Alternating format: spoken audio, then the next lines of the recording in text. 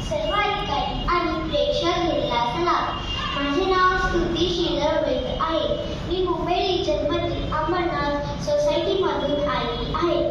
माझा गट प्राथमिक गट आहे. माझा विषयाचे नाव न्यायालयाचा देवाच्या भीती असे आहे.